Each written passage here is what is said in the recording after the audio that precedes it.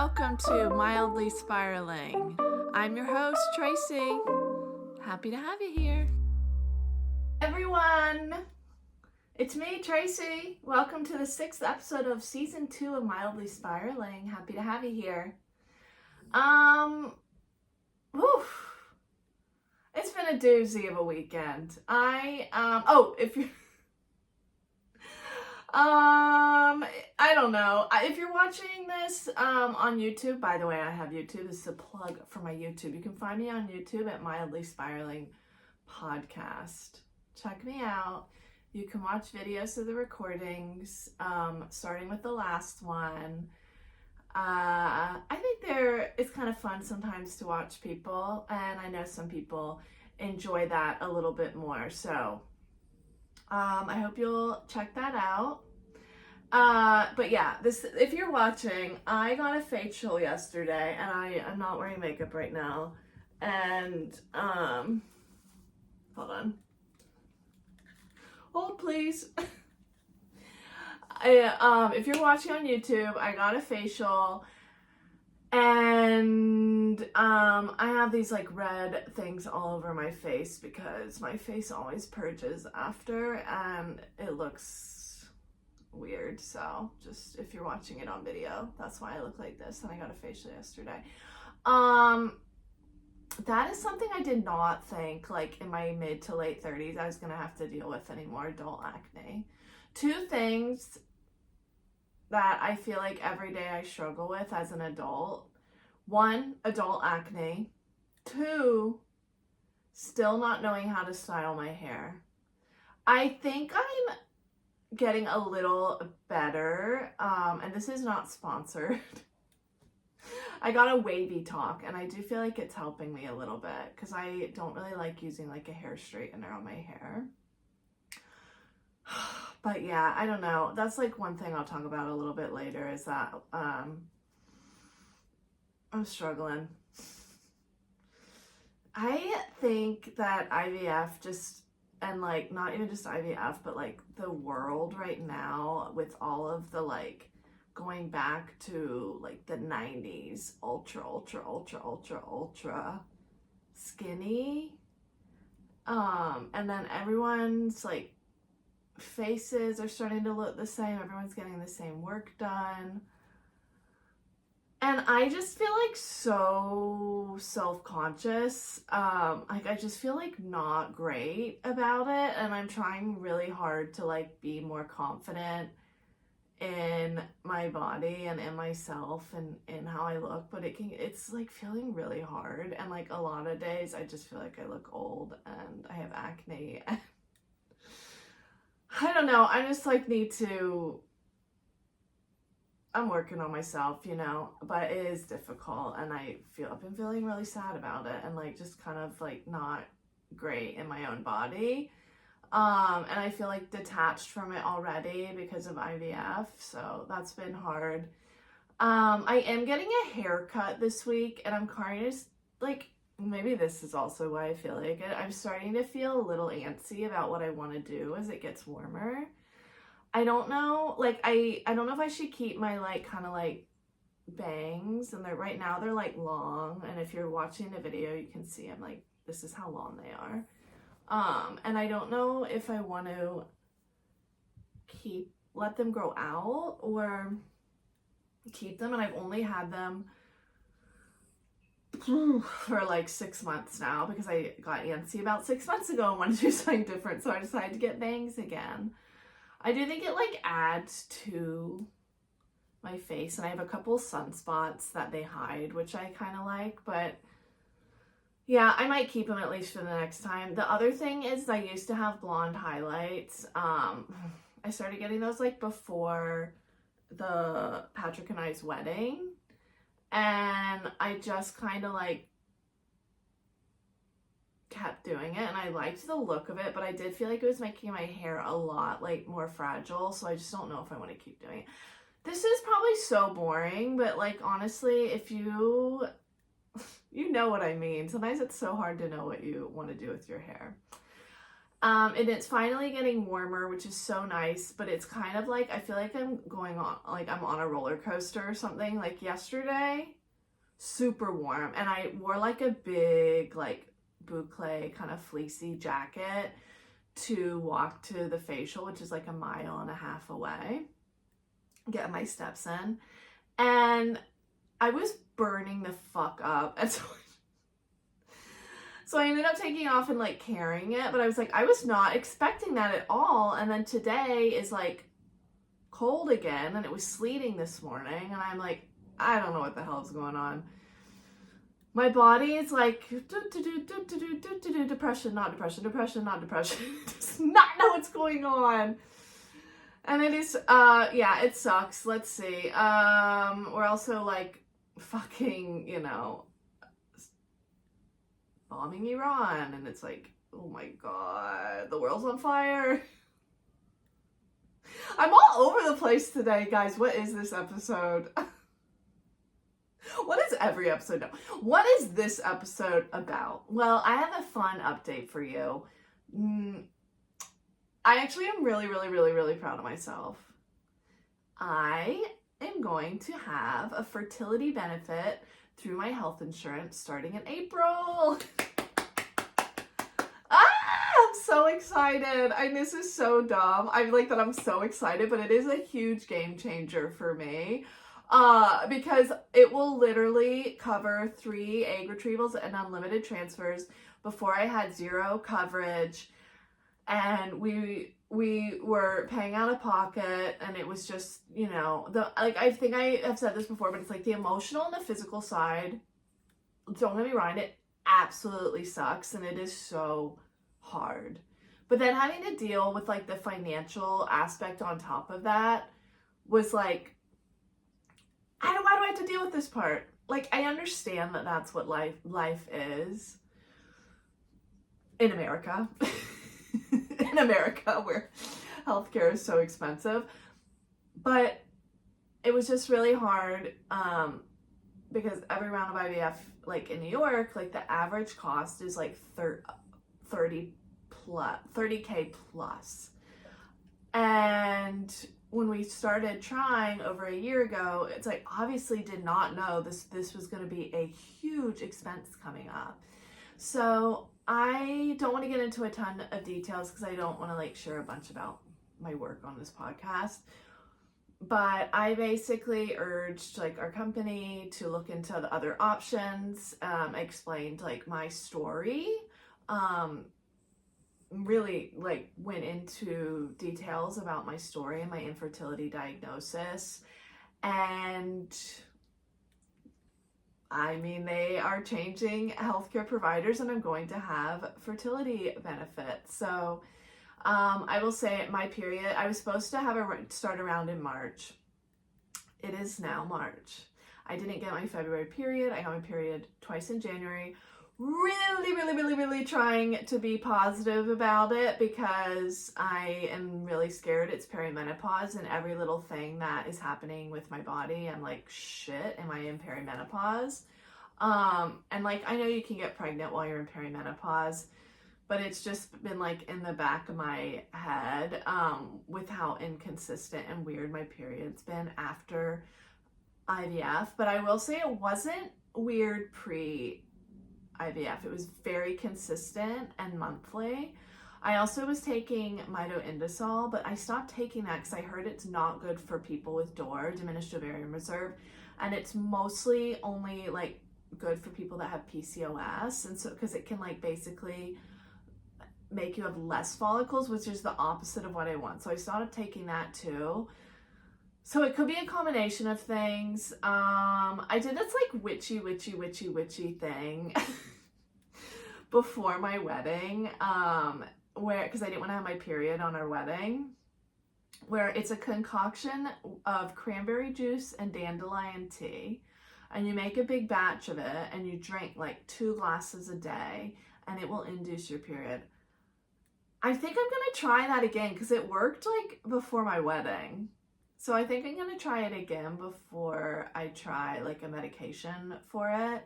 But it's actually good timing because I don't think I'll be able to do a March round since I do the estrogen priming. So I'll probably do a round in April now, which will basically coincide with when my insurance starts. So it's honestly amazing.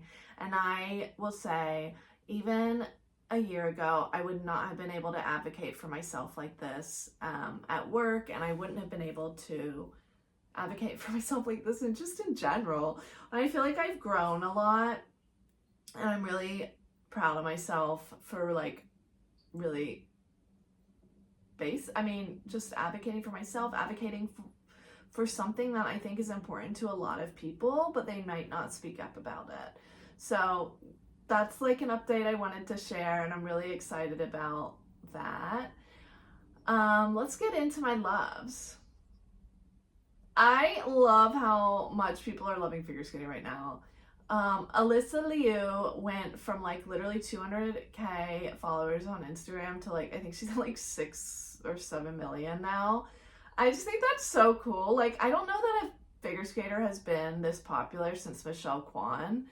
And I am just like ecstatic for the sport, and I think it's just really, really cool. It gets more eyes on it, but it also gets more eyes on it like in a really good way, in a way of like, we like this like alt girl, we like, you know, someone that's just showing so much joy, versus like the Ice Princess Luke, which, don't get me wrong, that's awesome too, but I think this is such a cool and like dynamic way for the sport to move past a lot of like the old guard in a way. I mean, just even like one thing I feel like is so important, like, is that she says, you know, she doesn't diet, she doesn't want anyone telling her what she can and can't eat. And it's like, oh my God, like if I had that skating, I feel like I would have just been so like happy to have someone talking like that when I was like in the midst of it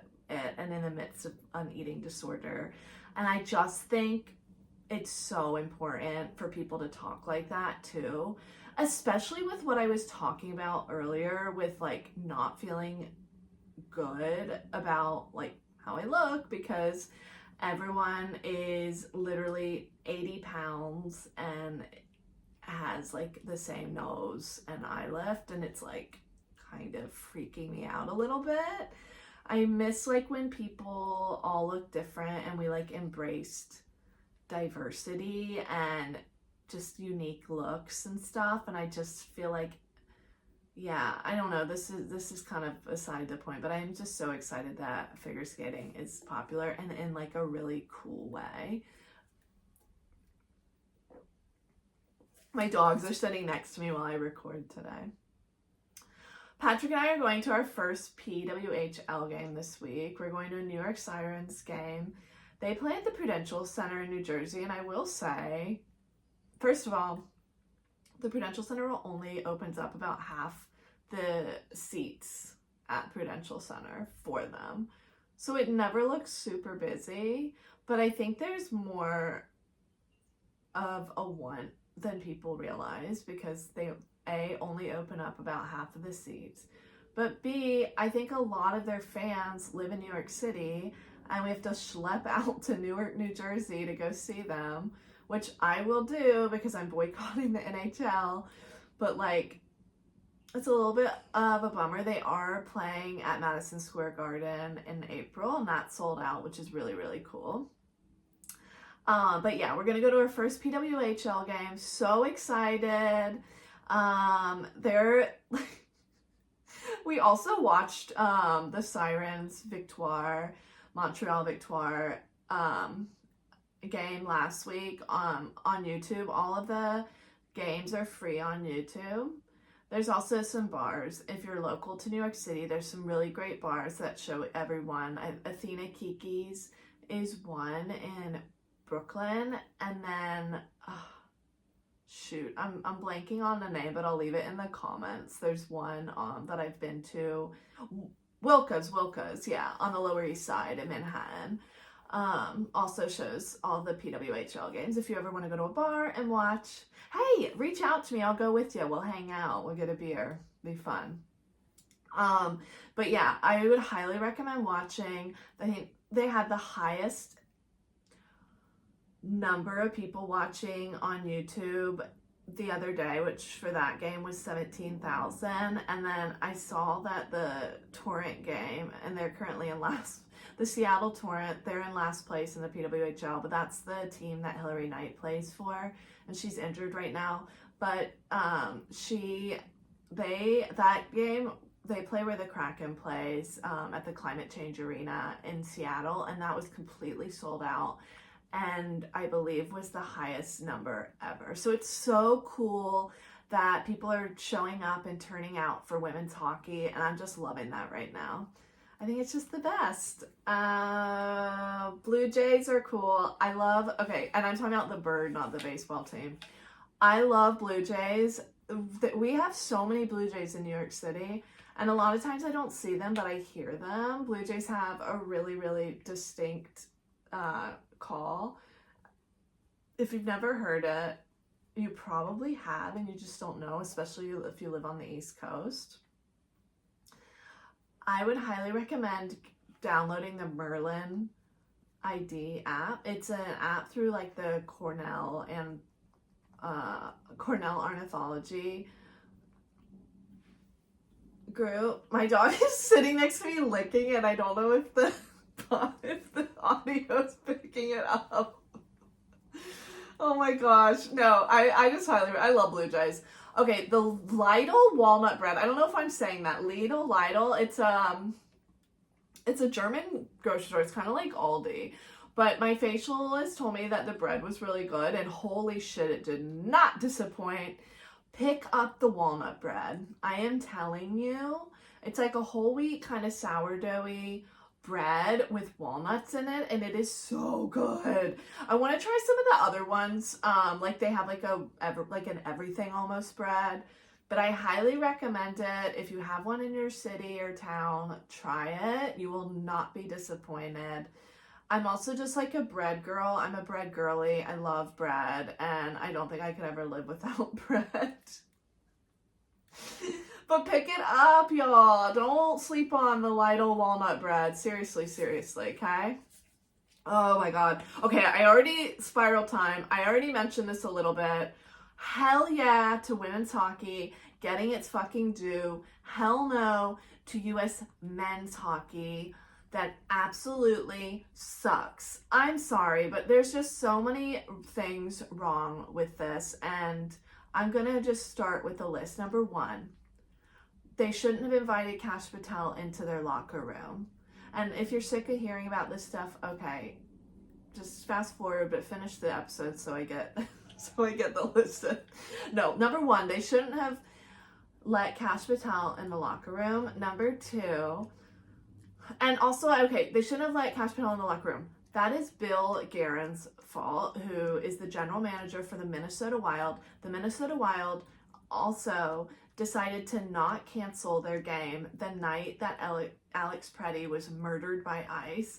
The Minnesota Timberwolves did cancel their game. This is just like, there's such like a deep MAGA and patriarchal system within the NHL and US men's hockey, and this is kind of like painting a picture of that. So that's number one. Number two, I get that Donald Trump called. Why did you laugh at the joke?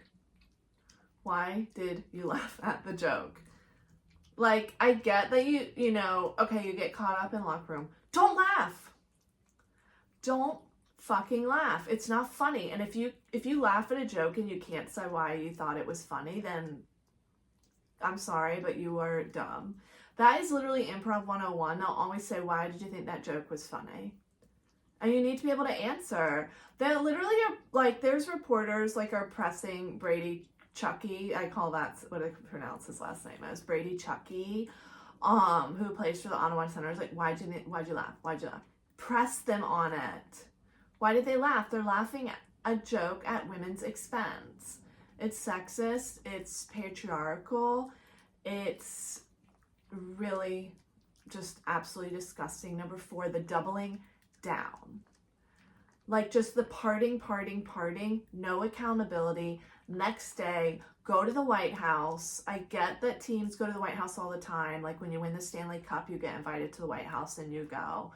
But these guys, 3 of them were wearing MAGA hats, including the two of the Hughes brothers were wearing MAGA hats and they were then invited to be on SNL yesterday.